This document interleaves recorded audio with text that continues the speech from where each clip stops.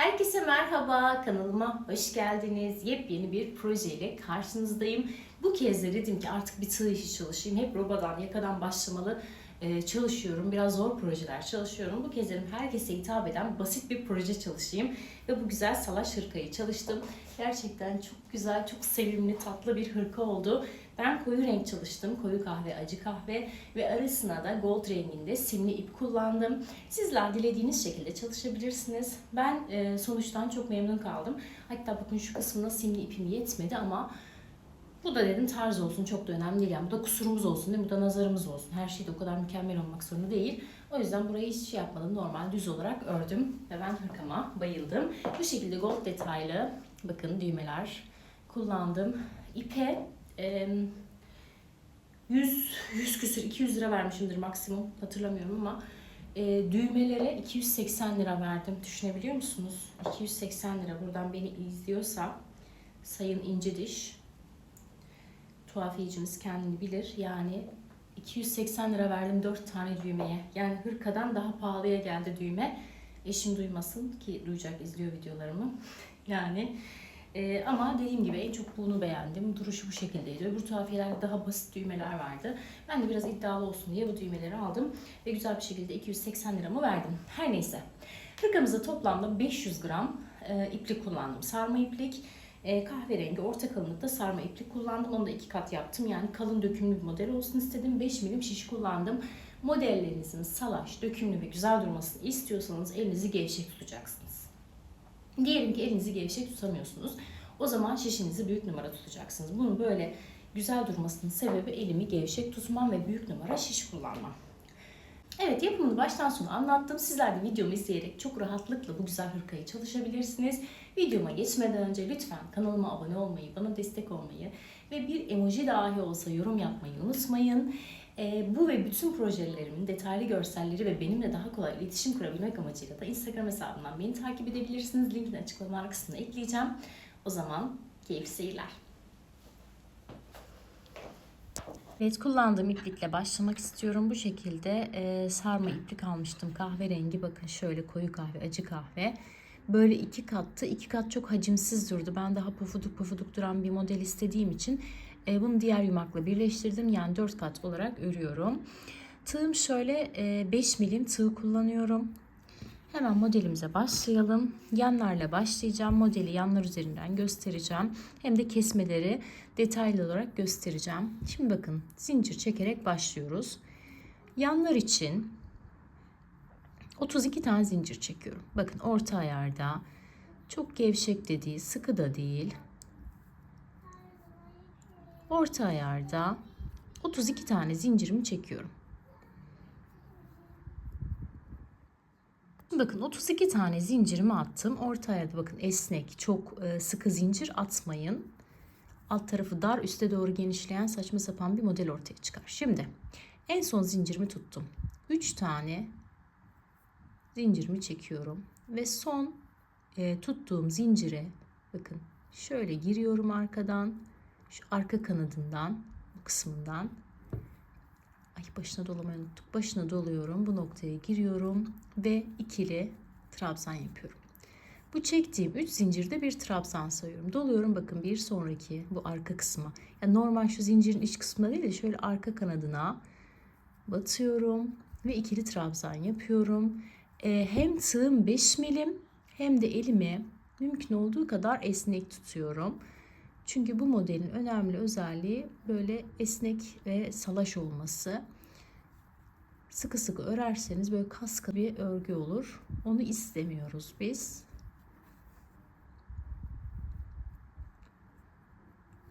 Bakın bu şekilde ikili trabzanlarımı yapıyorum. Toplamda 32 tane ikili trabzanım olacak. Bakın. Evet, 32 tane trabzanımı yaptım. Elimi esnek bıraktım. Şimdi örgümü çeviriyorum. Bakın. 3 tane zincirle yukarı çıkıyorum. Şimdi bunu ilk trabzan kabul ediyorum. Bakın şu alttaki trabzanın üstüne yaptığımız trabzan kabul ediyorum. Doluyorum ve her trabzanın üzerine birer tane ikili trabzan yapıyorum. Aynı alttaki gibi hiçbir artırma eksiltme yapmadan her trabzanın üzerine birer tane trabzan yapıyorum.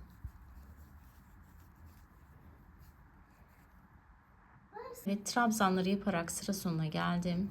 Doladım, bakın. İçine girdim.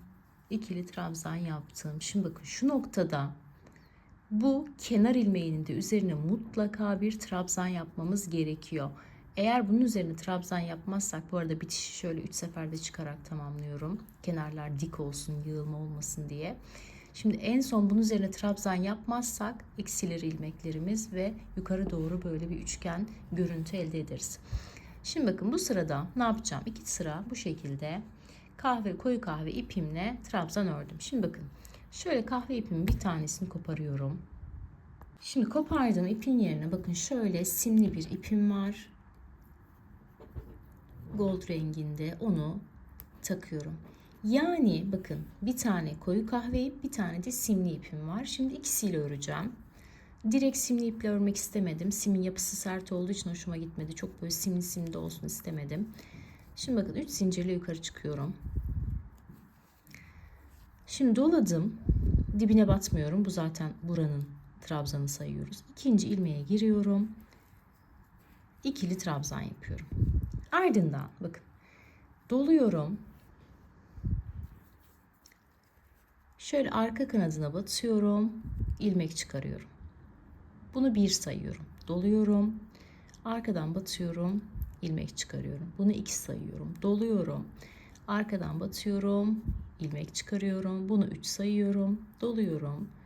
Arkadan batıyorum. İlmek çıkarıyorum. Bunu 4 sayıyorum. Şimdi ilmeklerimin hepsini şöyle içinden geçiriyorum.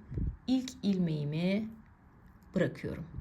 Ardından da kalan 2 ilmeği de birlikte topluyorum. Yani böyle aslında ne yapmış olduk? Fıstık yapmış olduk. Şimdi doluyorum. Bakın bir tane trabzan boşluğu atlıyorum. Bir sonraki trabzan boşluğuna giriyorum ve buraya ikili trabzan yapıyorum. Sonrasında doluyorum. Yine fıstık yapıyorum. 1 doladım. 2 doladım. 3 doladım. 4. Ardından şöyle hepsini bir topluyorum. Son ilmeği toplamıyorum. Hepsini birlikte kapatıyorum. Doluyorum. Bir bakın trabzan boşluğu atlıyorum. Bir sonrakine giriyorum ve ikili trabzan yapıyorum. Üzerlerini fıstık doldurarak sıra sonuna kadar ilerliyorum. Bir kez daha göstereyim. Bakın doladım. Şöyle arka kanadına battım. 1 doladım. Arka kanattan baktım. 2 doladım. 3 doladım ve 4. Ardından bütün ilmekleri şöyle geçiriyorum ama sondaki ilmeğimi ayırıyorum. İplerim katlı olduğu için biraz bu aşamada zor oldu.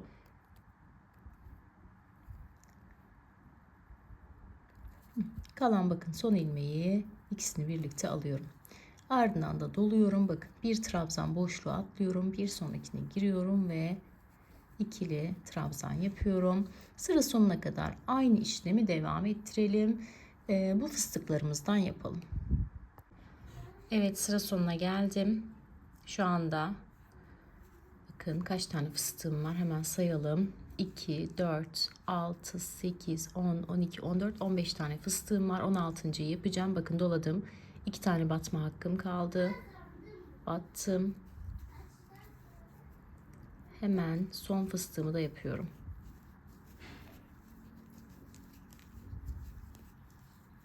Topluyorum. Ve kapatıyorum. Şimdi bakın doladım. Son kenar trabzanının şöyle tepe noktasına batıyorum ve 1, 2, 3 seferde yukarı çıkıyorum. Sonra örgümü çeviriyorum. Bu noktada ben yine ikisinde kahveye döneceğim. Simli ipimi koparıyorum. Yani bu sim geçişleri size kalmış. Nasıl istiyorsanız o şekilde yapabilirsiniz. Şimdi bir de bir üst sıraya geçip trabzanlarla doldurmayı göstereceğim. Sonrası zaten tekrardan ibaret. İstediğiniz sırayı fıstık, istediğiniz sırayı trabzan yapabilirsiniz. Simi de istediğiniz yere katabilirsiniz. Veya da simsiz de yapabilirsiniz. O sizin keyfinize kalmış. Evet bakın. 3 tane zincirle yukarı çıkmışım. Bakın şurada kapanan ilmekler var. Bu ilmeklerin hiçbirini atlamadan bakın sırayla hepsine batarak yine trabzan yapıyorum.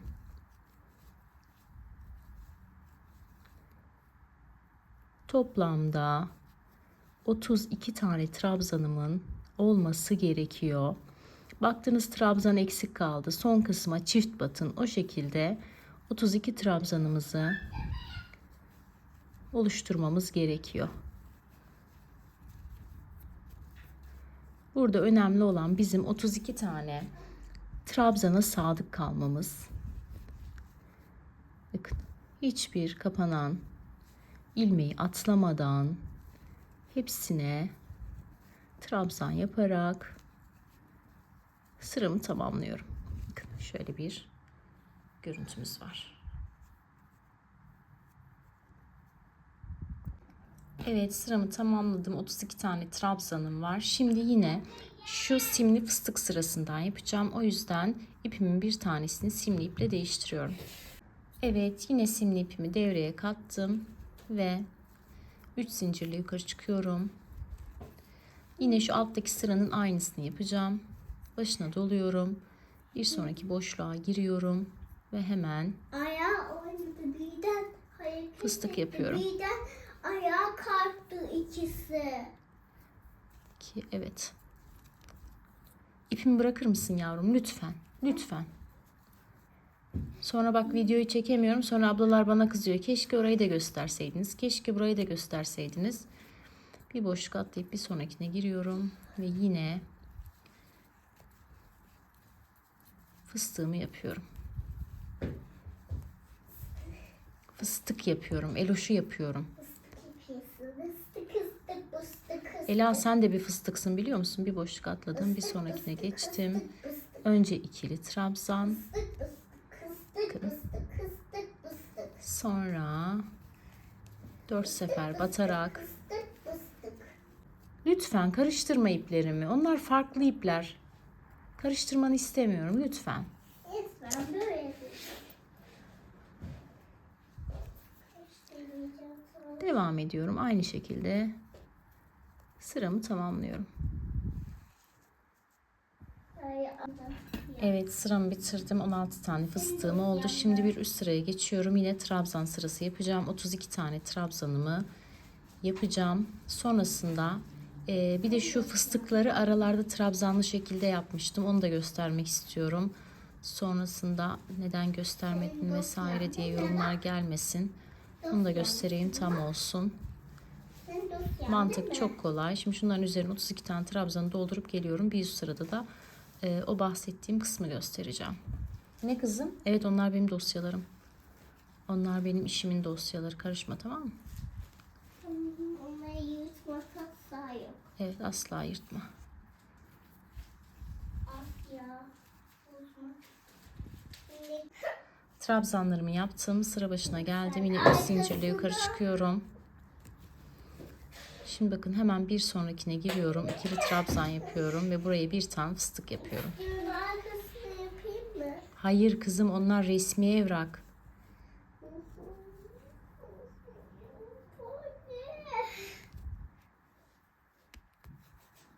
Şu fıstığımı yaptım. Şimdi bu boşluk atlayıp bir sonrakine giriyorum. Normal trabzanımı yapıyorum. Buraya kadar fıstık modelimizle aynı. Bundan sonra aralara trabzan yapıyorum. Birinci trabzanım, bunu sayıyorum. 2 3 4. Şimdi 4 tane trabzan yaptım. Doladım bakın. Bir boşluk atladım. Bir sonrakine girdim. Buraya yine fıstık yapıyorum. Buraya boyuyorum. Bak. Bir boşluk atladım. Bir sonrakine girdim. Trabzan. Böyle aralara yapıyorum fıstıkları, yani her şu alt sıradaki gibi sürekli fıstık değil de aralarda 4'er tane trabzan olacak şekilde fıstıklarımı yapıyorum.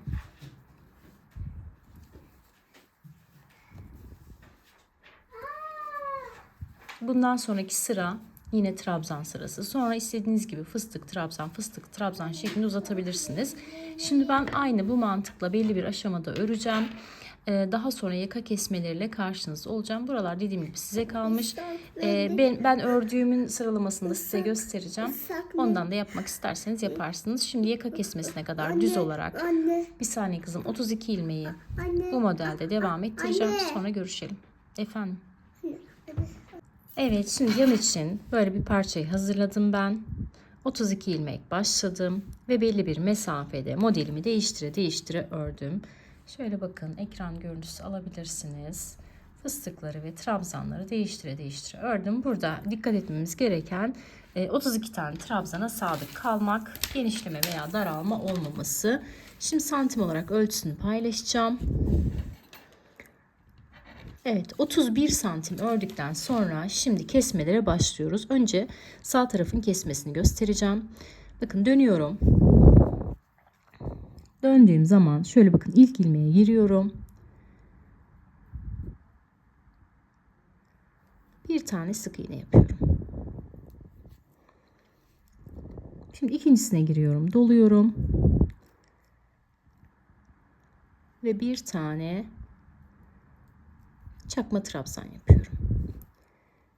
Bakın, sık iğne yaptım, çakma trabzan yaptım. Şimdi modelime uygun olarak örgümü devam ettiriyorum.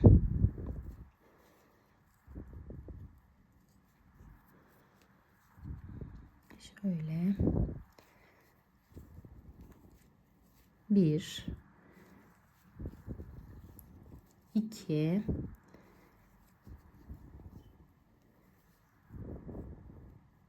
3 4 tane trabzan yapıyorum. Bir tane fıstık yapıyorum.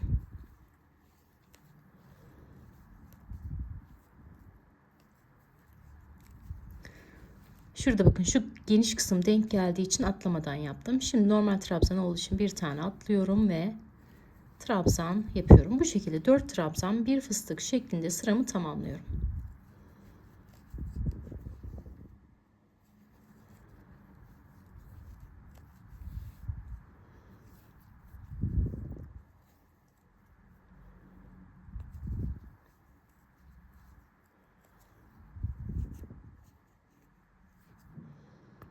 Evet, sıramı tamamladım. Sıra başına geldim. Bakın, kesmeyi burada yapmıştık. Bir tane kesme yaptık. Bir tane de yarım trabzan yapmıştık, bir geçiş olsun diye. Şimdi o yarım trabzana kadar bütün ilmeklerimi normal modelime uygun şekilde devam ettiriyorum. Ben bu sırada trabzan yapacağım.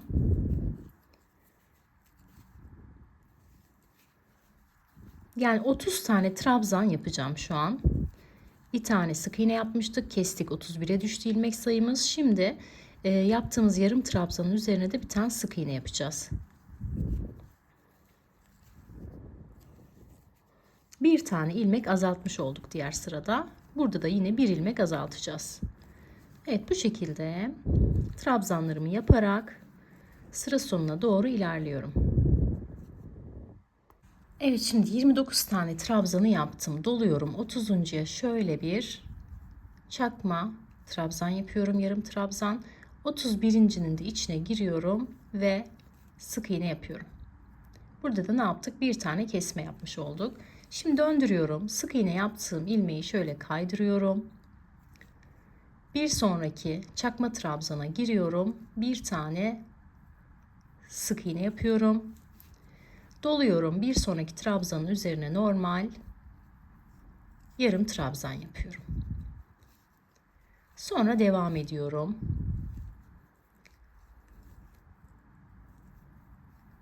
İlk trabzanımı yapıyorum. Bu sırayı fıstıklarla dolduracağım. Şimdi sıra sonuna kadar modelime uygun bir şekilde devam ettiriyorum.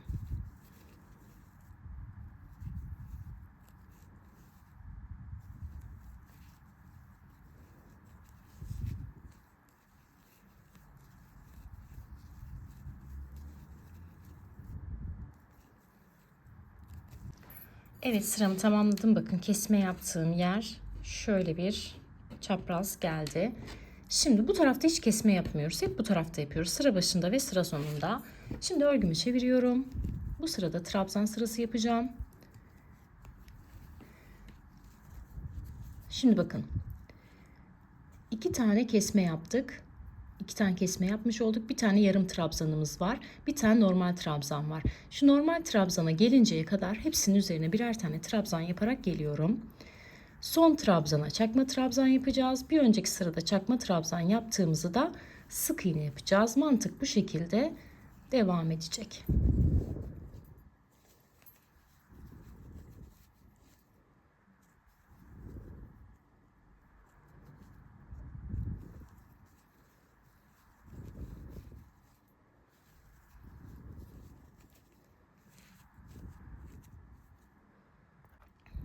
Evet, son trabzana kadar geldim. Bakın doladım. Son trabzana girdim. Buraya bir çakma trabzan yapıyorum. Çakma trabzanımın da üzerine giriyorum ve bir tane sık iğne yapıyorum. Örgümü çeviriyorum. Sık iğne yaptığımı şöyle kaydırarak geçiyorum. Çakma trabzanıma dolayarak giriyorum ve buraya kaydırdım. Çakma trabzanıma girdim. Bir tane sık iğne yapıyorum. Bir sonrakine doluyorum normal trabzana. Çakma trabzan yapıyorum. Şimdi bu şekilde modelimi devam ettiriyorum. Bu sırada da yine trabzan yapacağım.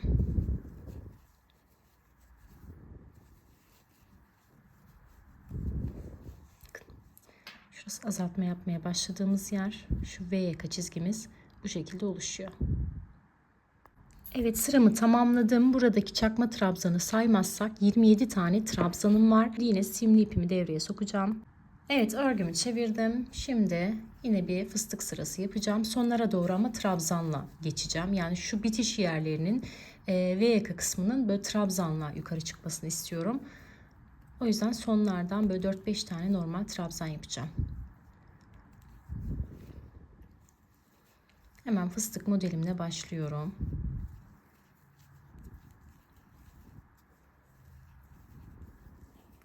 Dört kere doladım, topladım, kapattım, bir tane atladım, bir sonrakine fıstığımı yapıyorum. Bu şekilde sıra sonuna doğru ilerliyorum.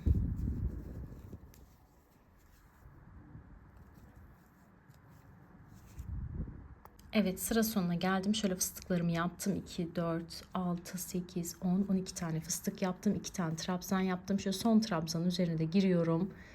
Bir tane çakma trabzan yapıyorum. Bir önceki sırada yaptığım çakma trabzanın da üzerine giriyorum. Bir tane sık iğne yapıyorum. Bakın bu şekilde kesme yaptığımız yer şöyle. Şurası bizim kesme yaptığımız yer. Şimdi örgümü çeviriyorum. Bakın en son yaptığım sık iğneye giriyorum. Kaydırıyorum. Bir önceki sırada yaptığım çakma trabzana giriyorum. Sık iğne yapıyorum. Bir sonrakine giriyorum, bakın. Ne yapıyorum? Çakma trabzan yapıyorum. Sonra devam ediyorum trabzanlarımı yapmaya.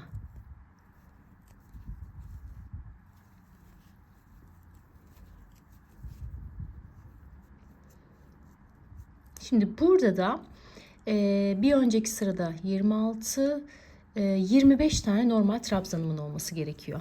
2, 3, her sırada bir trabzanın eksildiğini düşünürsek 4. Evet, bir üst sıraya geçtim. Şimdi dönüyorum. Kesme yapmadığımız yerden dönüyorum. 24 tane normal trabzanımı örüyorum. Trabzanlarımın üzerine.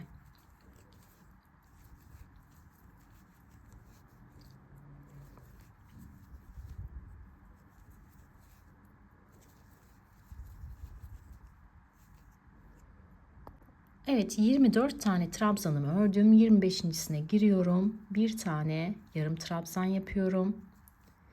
26.sına da giriyorum. Bir tane sık iğne yapıyorum.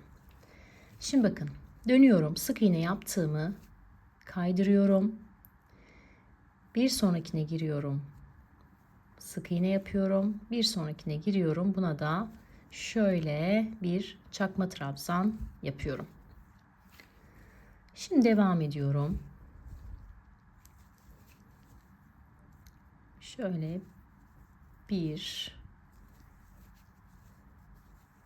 2 3 4 tane normal trabzan örüyorum. Arada bir fıstık yaparak sıramı tamamlıyorum. 4 normal trabzan, 1 fıstık şeklinde sıramı tamamlıyorum. Sıra sonunda yine görüşelim.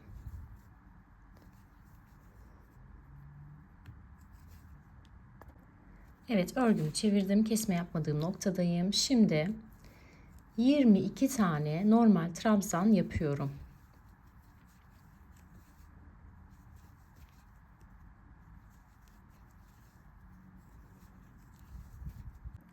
Evet, 22 tane trabzanımı yaptım. Bazı yerleri çift batarak 22 sayısına ulaştım. Önemli olan bu sayıya ulaşmanız. Şimdi bakın. Bir sonrakine yarım trabzan yapıyorum. Bir sonrakine sık iğne yapıyorum. Şimdi dönüyorum. Sık iğne yaptığıma giriyorum.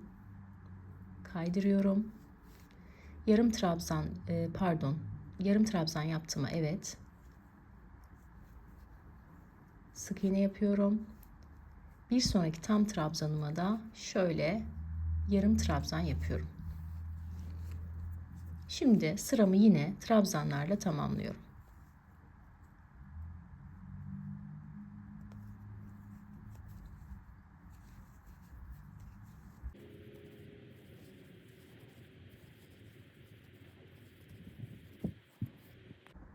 Evet, sıramı tamamladım. Şimdi bir üst sıraya geçiyorum. Yine trabzan yapacağım. 20 tane normal trabzanımı yapıyorum.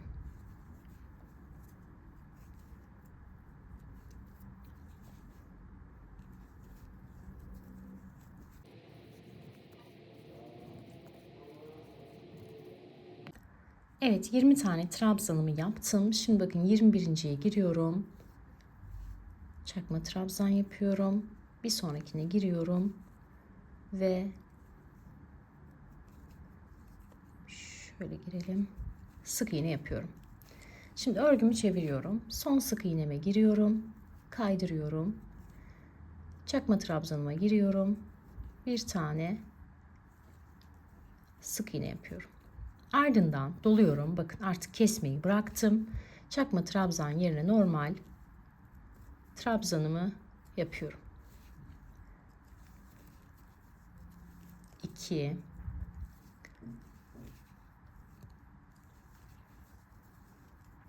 3 4.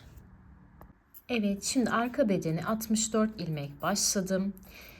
Trabzan, fıstık, trabzan, fıstık karışık şekilde, bazı yerlerde bu şekilde bir fıstık 5 trabzan şeklinde devam ettirdim ve en soyuntusuna geldim. Şimdi size en soyuntusunu göstereceğim. Bu aşamaya kadar kaç santim ördüğümü hemen paylaşmak istiyorum. Evet, arka bedeni ölçtüğüm zaman şöyle bakın, en soyuntusu yapacağım yere kadar esnek bir şekilde tuttuğum zaman tam 50 santim uzunluğunda. Crop bir model istemiyorum. O yüzden de 50 santim uzunluğunda ördükten sonra en soyuntusunu vereceğim. Şimdi bakın, 64 tane ilmeğim vardı. Şimdi trabzan sırasında en soyuntusunu vereceğim. 26 tane trabzanımı örerek geldim fıstıktan sonraki sırada. Şimdi bakın, bu aşamada şöyle tutun. Böyle bakın, tuttum. Bu kısımlar yan kısımlar olacak. Şu kısım ense kısmı olacak. Şimdi 26 tane trabzan ördükten sonra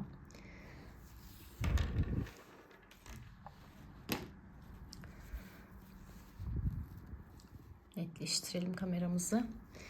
Bakın, doluyorum. Şöyle 27.'sini 3 tane ilmeğim var. Yarım trabzan şeklinde alıyorum. Yani burada ne yapmış oldum aslında? Bir geçiş yapıyoruz. Daha sonra 27.'sini böyle yaptım. 28'e sık iğne yapıyorum. 29'a sık iğne. 30'a sık iğne, 31, 32, 33, 10 tane sık iğne olacak. Şöyle bakıyorum. 1, 2, 3, 4, 5, 6.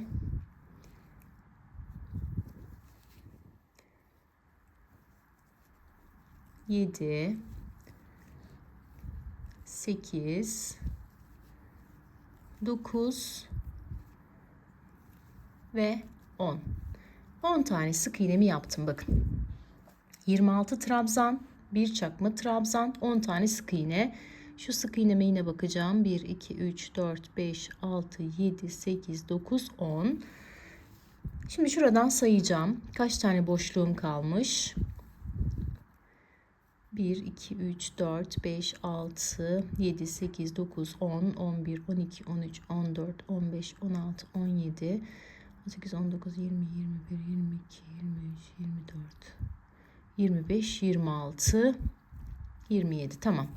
28 tane boşluğum var. Bir tane daha sık iğne yapıyorum. Bir sonrakine giriyorum. Bakın yine çakma trabzan geçiş için. Çünkü burada çakma trabzanla geçiş yapmıştık. Araları sık iğne yaptım. Şimdi de çakma trabzan. Kalanları da yine 26 tane sık iğne yapıyorum. Burada önemli olan sık iğne diyorum, trabzan. Trabzanların, sağdaki ve soldaki trabzanların birbirine eşit olması, geçişlerin çakma trabzanlı olması, aradaki sık iğneler hiç önemli değil. Siz de mesela bedeninize göre M bedense 13-14 de yapabilirsiniz. Ona göre artırıp eksiltebilirsiniz. Şimdi kalanları da trabzan örerek sıramı tamamlıyorum. Bu şekilde bir sıra ense oyuntusu vermiş oldum. Burada amaç böyle enseye yapışmaması. Bakın şu ense oyuntusu güzel bir geçiş olacak hırkamızda. Böyle direkt enseye yapışan bir bitiş olmayacak. Şöyle bakın. Şimdi kalan trabzanlarımı tamamlıyorum.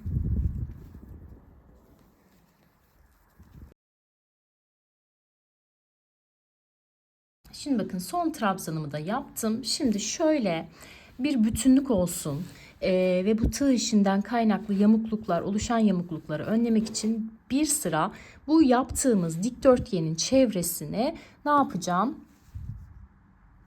Sık iğne geçeceğim. Bu aşamada bunu simli ipimle istemiyorum. O yüzden simli ipimi koparıyorum. Bendeki profesyonellik o kadar çok kesme aleti olmasına rağmen elimle koparıyorum. Şimdi diğer rengimin çiftini takıyorum katına. Bir geçiş yapacağım. Bu aşamada tığımı değiştiriyorum. Bu tığ çok rahat olmuyor kullanımı. Tulip daha iyi. O yüzden 3 milim tulibe geçeceğim. Evet, 3 milim tulibe geçtim. Tulibin örgüsü gerçekten çok rahat. O yüzden de bununla devam edeceğim. Şöyle bakın, bir tane zincir çekiyorum. Şu ipimi geriye verelim. Şimdi bakın şu noktalara, kenar noktalarına sık iğne yapmaya başlıyorum. Bakın. Burada tamamen göze hoş gelecek şekilde düz bir görüntü yakalamaya çalışıyorum. Amacım düz bir görüntü yakalamak. O yüzden de şu trabzanlara bakın, ikişer tane denk geliyor. Her trabzana 2 tane şeklinde bakın sık iğnelerimi yapıyorum. Bütün çevresini bu şekilde sık iğne ile geçiyorum. Bu benim kendimce yaptığım bir yöntem. Genellikle tığ işi yaptığım bütün örgülerimde bu yöntemi kullanıyorum. Bütünlük oluyor, güzel oluyor. Bakın bu şekilde bütün çevresini geçiyorum. Şöyle baktığım zaman bakın bir genişleme var mı? Yok, ama bakın dümdüz güzel bir görüntü oluyor.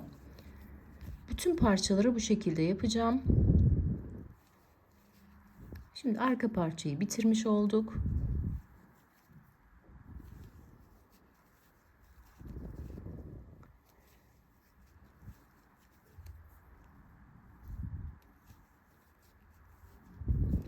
Evet, bakın çok güzel bir bütünlük oluştu. Geçişlerimizde hiçbir sıkıntı yok. Şimdi bu şekilde bütün çevresini dönüyorum. Şimdi bakın en son kesmemi yaptım. Sıra sonuna geldim. Şimdi kesmeyi bitirdim artık. 20 tane trabzanım kaldı. Şimdi bu 20 trabzanı bir sıra düz öreceğim. Artırma eksiltme yapmadan. Bunu omuz için örüyorum. Bakın normalde baktığımda aynı ölçü gibi göründü. Bakın üst üste koydum ve ölçüler aynı durdu. Ama omuz detayında düşünürsek şöyle bir sıra omuz için 20 tane trabzanımı öreceğim.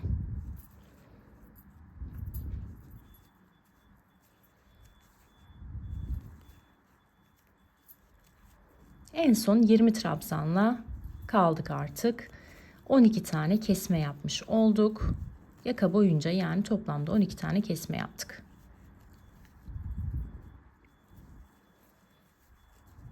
Bu kısımları düz örüyorum. Normal trabzan örüyorum. Buralarda tomurcuklar yeter.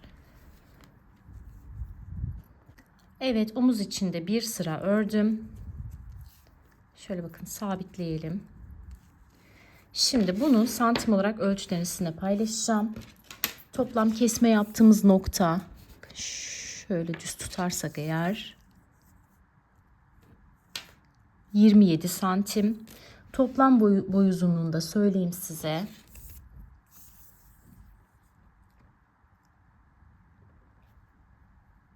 Şöyle baktığımız zaman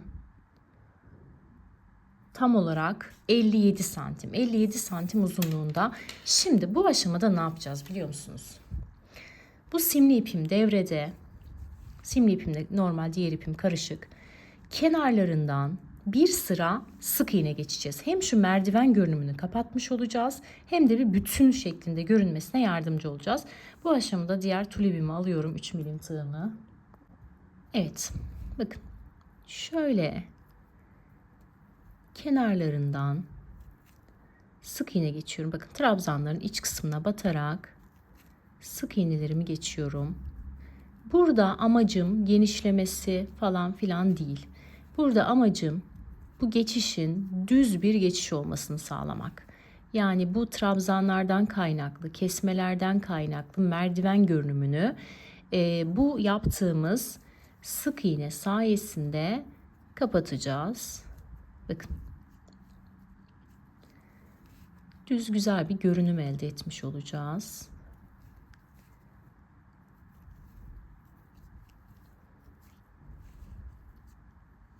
Şöyle bakın. Hiç merdiven görünümü kalmıyor. Şöyle direkt yüksek olan kısımlarda da mesela bakın şu kısımda sık iğne yapsak ne olur? İçe doğru bir girme oldu. Onu istemiyorum. Böyle durumlarda da doluyorum, batıyorum ve çakma trabzan yapıyorum. Bu şekilde o aradaki merdiven görünümünü kapatmış oluyoruz. Bakın burası yüksek. Buraya çakma trabzan yapmama gerek yok. Bakın. Burası da yine şu kısım dışarı doğru duruyor. Buraya da yine normal sık iğne yapıyorum. Şimdi bakın şurası içe doğru göçmüş görünüyor. Buraya doluyorum. Şöyle batıyorum. Ve buraya bir çakma trabzan yapıyorum. Evet. Bakın. Kenar kısmını görüyor musunuz? Ne kadar güzel duruyor. Devam ediyorum. Şuraya bir normal trabzan yapıyorum. Yani bunu tamamen göze hoş gelecek şekilde göz kararı yapıyorum. Bakın şuraya da şöyle bir batalım. Buraya da şöyle bir çakma trabzan yapalım. Çok derin gördüğünüz yerlere çakma trabzan, böyle yakın gördüğünüz yerlere sık iğne yaparak bütün modelimin çevresini geçiyorum. Bakın. Hiçbir merdiven görünümü kalmadı. Şöyle modelimize baktığımız zaman muntazam duruyor. Bu şekilde şimdi V yakadan başladım. V yaka noktamız burasıydı. Bu kısmı geçeceğim. Sonra geleceğim alt kısma. Bütün çevresini döneceğim. Ve o merdiven görünümlerini kapatarak bir bütün halinde olmasını sağlayacağım. Evet, şimdi ben parçanın bütün çevresini bir sıra geçtim. Sonrasında bir sıra daha geçtim. 2 kat geçtim ve daha güzel bir forma kavuştu. Şimdi sağ taraf için bu parçamız hazır. Sol tarafı da aynı parçayı zaten ön arkası yok biliyorsunuz. Bir ön örüyoruz, bir arka, bir ön örüyoruz, bir arka. Aynı şekilde öreceğiz. Bakın.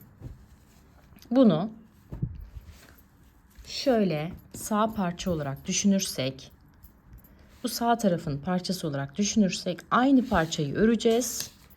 Şöyle çevireceğiz. Sadece sık iğneleri ön yüz ne tarafsa o taraftan yapın. Ve bu şekilde iki parçamız da hazır hale gelecek. Yani normalde sağ ve sol kesmesini ben ayrı yapıyorum ama çok kafanız karışıyor. Videoda da detaylı olarak aynı şeyi göstermek istemediğim için bu şekilde pratik bir yöntem buldum. Bakın aynı şey, sadece şu dıştaki sık iğneleri bu solu yaptığınız zaman önden geçerseniz gayet güzel bir form elde etmiş oluruz. Şimdi ben diğer parçayı da aynı şekilde öreceğim. Sol tarafa geçireceğim. Bu sağ tarafın parçası. Bakın sık iğneleri önden geçtiğim için daha güzel duruyor. Sağ tarafın parçası, diğer tarafı da sol tarafa aynı şekilde hazırlayacağım. Daha sonra birleştirme ve kollarla devam edeceğiz.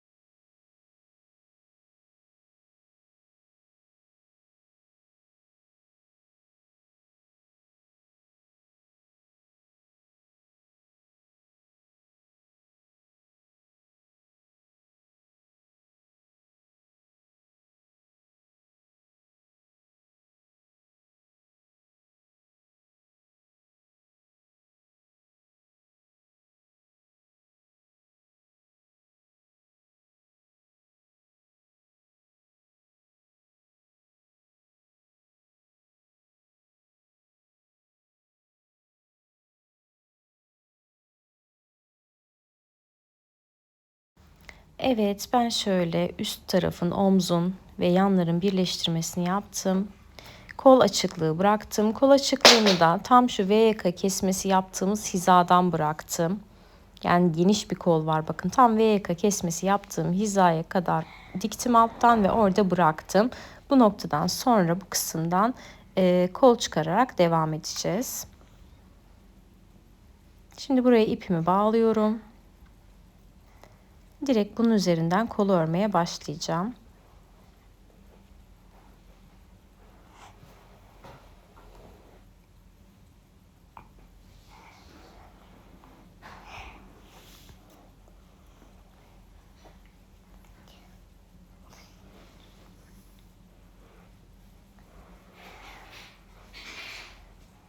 Şöyle bakın, iki taraflı batıyorum ki arada açıklık kalmasın diye. Sonrasında zincir çekerek ilk trabzanımı yapıyorum. 3 trabzanla yukarı çıktım. Ve her sık iğne boşluğuna birer tane sık iğne yaparak kol için ayırdığım kısmın bütün çevresini geçiyorum.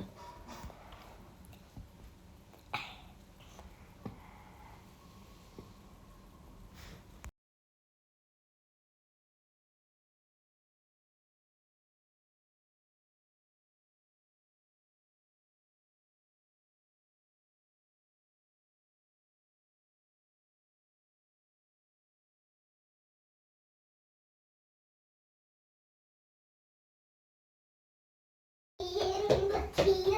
Evet, bütün çevresini bakın sık iğne yaptım. Kol için ayırdığım kısmı şu anda benim 66 tane ilmeğim var. Çünkü her sık iğne boşluğuna trabzan yaptım. O yüzden de 66 tane ilmeğim var. Gördüğünüz gibi. Şimdi burada birleştirme yapıp döne döne öreceğim. Bedende uyguladığım modelin aynısını kolda uygulayacağım. Sadece kolda düz bir ilerleme olmayacak. Alt tarafa doğru kademeli olarak azaltma yapacağım. Şimdi 66 ilmekle şöyle bir 3-4 sıra modelimi uygulayacağım. Daha sonra kesmelerle karşınızda olacağım. Güzel olmuş mu Mela? Çok güzel. Aynı bir yakışıklı anne gibi. Yakışıklı annem oldum. Hayır, güzel. Seni yiyeceğim ya. Erkekler yakışıklı oluyor, kızlar güzel olur. Evet, peki sen güzel misin? Yakışıklı mısın? Güzel. Evet, çok güzelsin aşkım. Çok tatlı.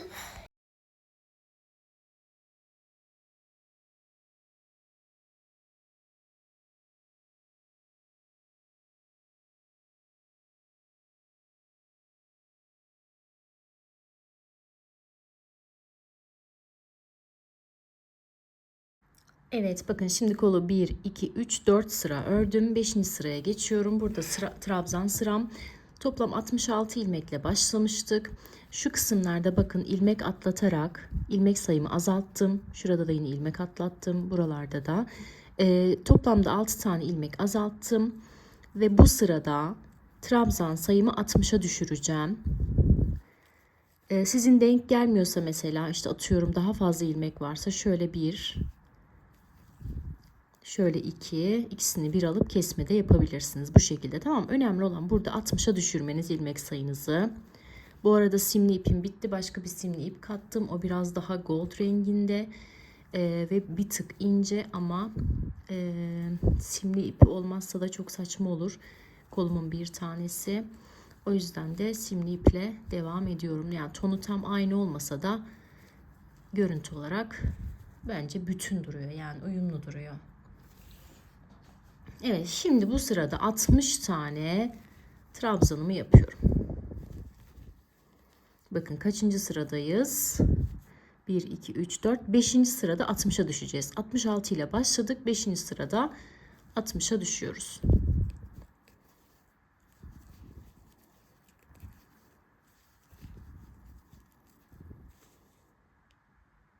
Evet, ilmek sayımı 60'a düşürdüm. Trabzan sıramla birlikte şu an 5. sırayı ördük.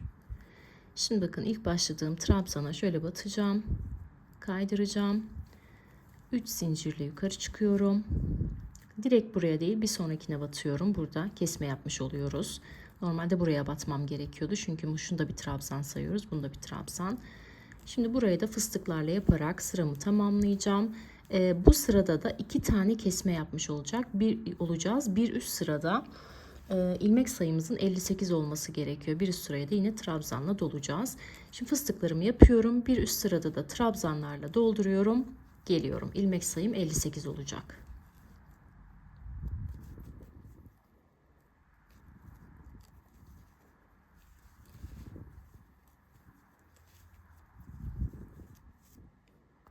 Evet, 7. sıranın sonuna geldim. Şu anda ilmek sayım 58.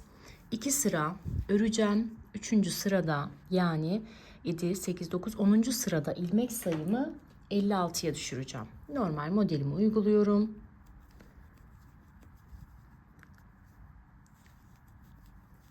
Kesme yaparak, trabzanları atlayarak da yapabilirsiniz.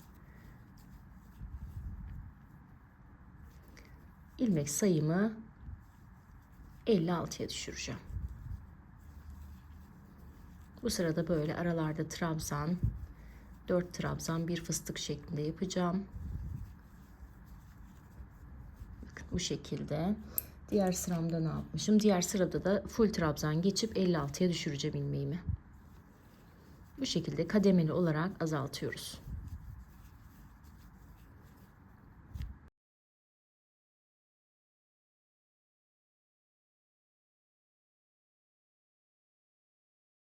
Evet, 56 ilmeğe ulaştım. Bir üst trabzan sıramda. Şimdi bir üst sıraya çıkıyorum. Yani kaçıncı sıra? 1, 2, 3, 4, 5, 6, 7, 8, 9, 10. sıraya. Buralarda da fıstık yapacağım bir sıra. Tamamen fıstık. Sonrasında trabzan sırası. Sonrasındaki trabzan sırasında ilmek sayım 54'e ulaşacak. Tamam, birlikte devam edeceğiz.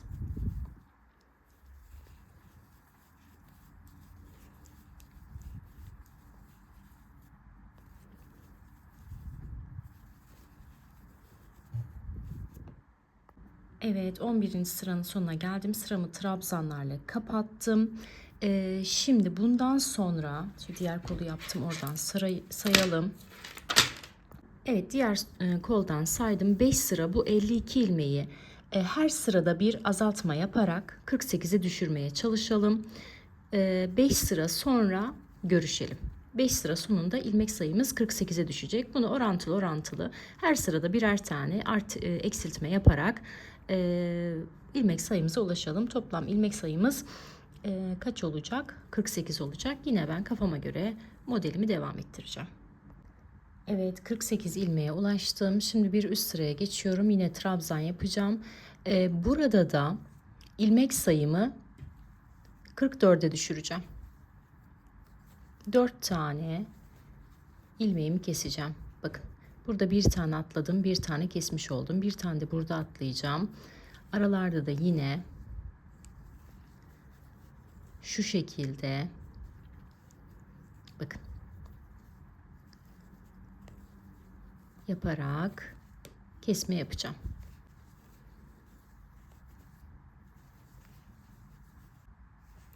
...44 tane ilmeğim olacak.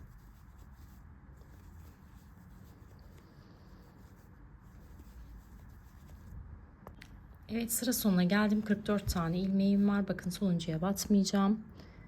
Şöyle hemen atlıyorum, kaydırıyorum. Şimdi bir üst sıraya çıkıyorum. Bu sırada da bir sıra fıstık yapacağım. Sonraki trabzan sırasında da ilmek sayımı 42'ye düşürmüş olacağım.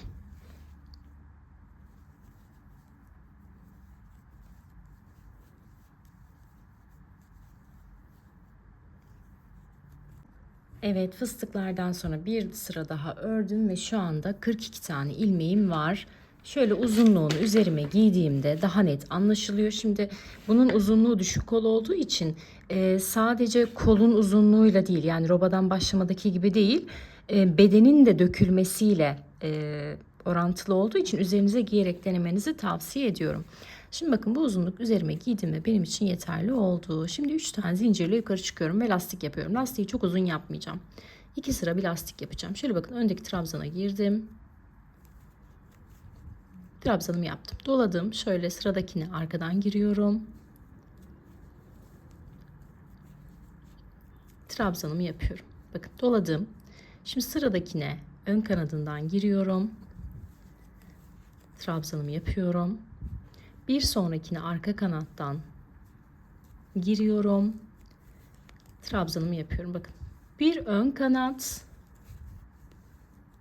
bir düz yani, bir arka kanat. Bu şekilde sıra sonuna kadar aynı işlemi tekrarlıyorum. Bakın, böyle bir görüntümüz olacak. Evet, sıra sonuna geldim. Bakın, 2 tane ilmeğim var. İkisini şöyle birlikte alıyorum. Tersler düzler denk gelmesin diye ve onu da ters olarak örüyorum. Şimdi ilk başladığım trabzanın şöyle tepe noktasına batıyorum.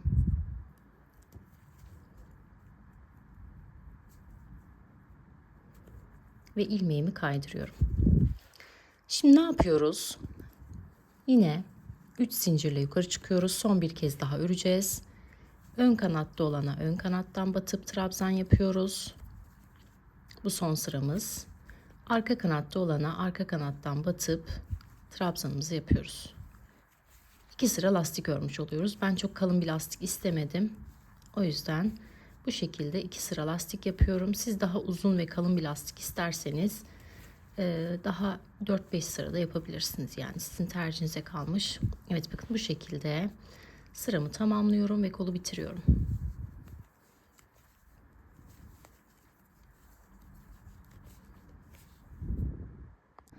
Evet, kolları bitirdik. Bir tanesi bu şekilde. Diğeri de bakın bu şekilde oldu. Buna simli ipim yetmedi ama olduğu kadar artık yapacak bir şeyim yok. Şimdi kenar lastiği geçeceğiz. Kenar lastiğini şu ense kısmından başlayacağım. 2 sıra geçeceğim kenar lastiğini. İlik açmayacağım. Trabzan yapacağım için onu ilik olarak düşünelim. Evet, 2 tane zincir çektim. Bir sıra trabzan geçiyorum. Yakadan başladım. Enseden pardon, ense kısmından başladım. Bir sıra trabzanımı yapıyorum. Sonra bunu lastiğe çevireceğim.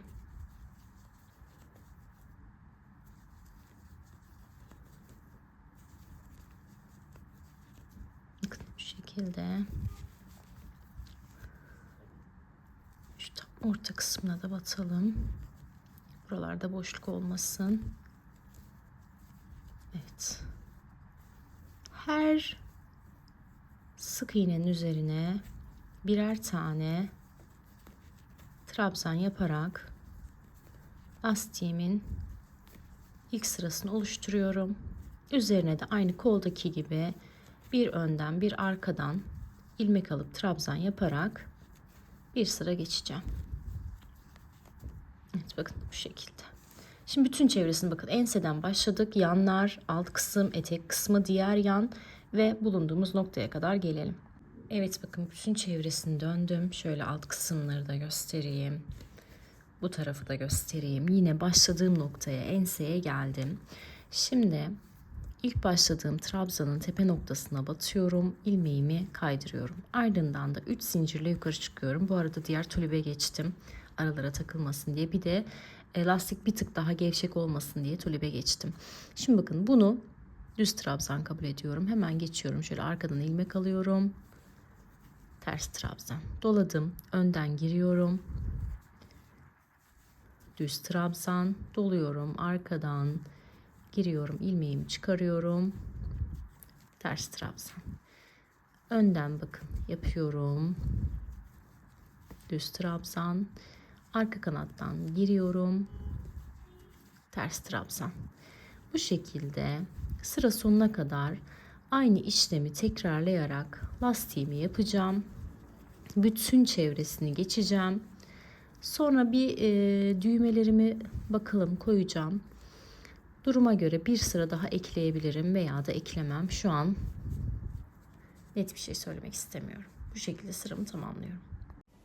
Evet, son olarak da bakın lastik kısmını yaptım. 3 sıra lastik yaptım. Çünkü düğmemin büyüklüğüne göre yapmam gerekiyordu. O yüzden size 2 sıra göstermiştim ya. Bir sıra daha ekledim üzerinden ve lastiğimi tamamladım. Trabzan olduğu için ara kısımlar zaten yeterince açık. O yüzden de şeye gereksinim duymadım. İlik açmaya. Bu şekilde harika bir hırka oldu. Bu kapalı versiyonu, açık versiyonu zaten videonun başında sizlerle paylaştım. Buraya kadar beni izlediyseniz kanalıma abone olmayı, beni takip etmeyi hem Instagram'dan hem buradan unutmayın. Ve destek yorumlarınızı esirgemeyin. Farklı projelerde görüşmek dileğiyle. Hoşçakalın.